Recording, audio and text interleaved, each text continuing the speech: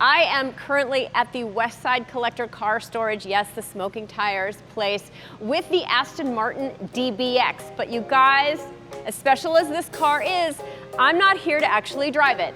I'm here to check out what's inside of it. Aston Martin is one of the first car companies to actually put Apple CarPlay Ultra in their new vehicles. So normally when you use CarPlay, what the system does is just literally mirrors what is on your phone onto the center touchscreen. Well, this actually takes it one step further, going into the actual vehicle's settings and controls. That doesn't necessarily mean that Aston Martin no longer has to have their native system. They do, but you can then go in and do so much customization. So normally you will have an app icon that has whatever vehicle name you're in, so Lexus or Toyota or whatever. You don't have that anymore because it's all now going through Apple CarPlay. So here, your radio controls, same with vehicle. There's a special vehicle button that does that. And you can see here that I can go in and I can engage hill descent control. I can select different drive modes. For each OEM that uses this, there are going to be different parameters that you can go in and customize. Again, all of it is going to be directly in the Apple CarPlay interface, not through the native system. Same thing with climate control here. It's very sort of seamless and all looks exactly the same. There are some shortcuts. That's for HVAC over there. That's great. Don't misunderstand. You can still use the physical buttons down here if you want to. Temperature, you'll see that it's still, if I'm scrolling this switchgear right here, it will still kind of go down. You cannot do the seat heating and ventilation through this quite yet. So there are still things that are that are growing and that will sort of come and happen. So if I want to customize this whole system and make it look the way that I want it to, I can go into settings and look at the themes that are available. So every car company that uses Apple CarPlay Ultra will be able to work with Apple to set up the themes, the colors, the sort of the interface within the parameters that Apple sets, of course, but in the way that they want to. So the only thing that's really exclusive to Aston Martin is going to be this sort of opening home screen, which has their logo in the right dial, which will be your tack, and then your speedo. But if you go to this theme, which is kind of this like layered, lovely wallpaper in the back, you can go in and you can customize this. I can pick a color that I want to, and then I can close this. And it's this sort of dusty rose color, which is lovely. There's also this theme, which is sort of like a bar theme. I'm not sure I'm crazy about this one because it doesn't really show, like the tack on this is quite weird.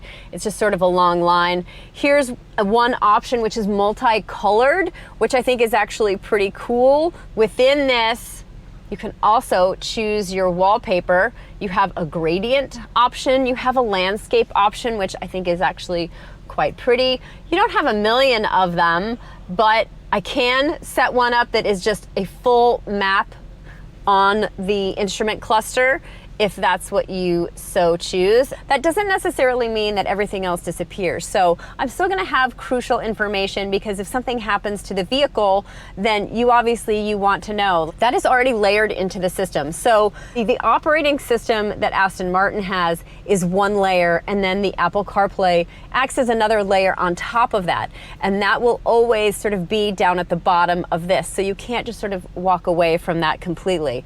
There are a couple of things where the car will actually, what they call, punch through the Apple CarPlay Ultra system.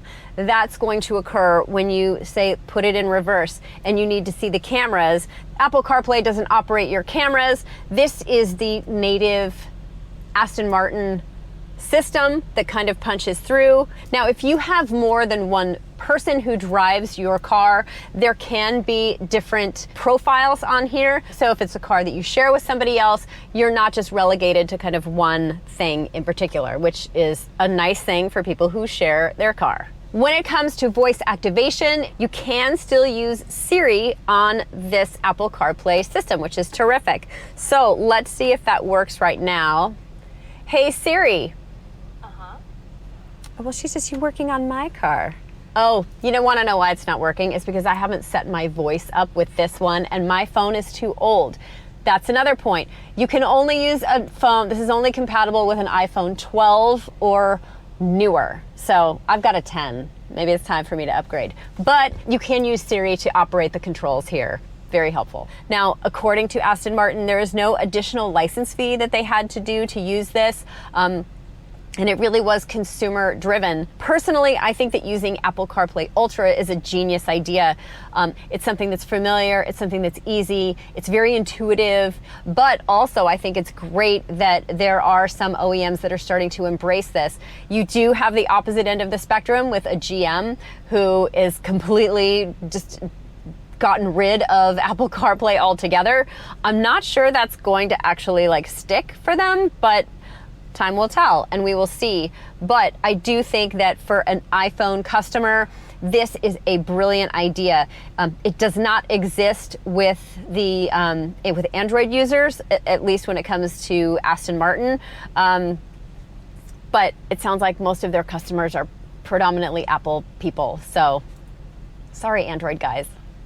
Apple CarPlay Ultra does come standard on all Aston Martin new vehicles. You can, however, get retrofitted on some other vehicles. So they haven't set a price yet on what that will cost customers, but they're saying between $500 and maybe $1,000 for that retrofit. This is available in North America currently, will be coming to other markets shortly. We'll see if other people embrace it in the way that Aston Martin has.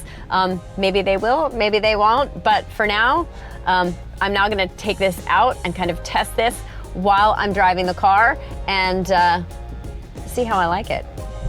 So in the middle, I've put my navigation screen because I always like to look and see the navigation screen. And then because I can't cycle through my favorites on the steering wheel, I'm gonna have my music settings here so they're kind of easy to get to. And they're really big icons, so I don't have to sort of search a whole lot. They're just kind of right there. Let's maybe turn up the volume here. Okay, so it is using its lane keeping assist, bouncing me back and forth. So I'm gonna see if I can go in here and turn that off. Deactivate. So it will ask you, looks like it will ask you. Okay, perfect. Now I'm not bebopping back and forth. I mean, I don't have to be in this long to know that I really like this. It makes perfect sense to me. I really do hope that more car companies will embrace this because I think it's a really cool feature that is very seamless, easy to understand. Listen, simple at this day and age is preferable. Again, sorry, Android folks.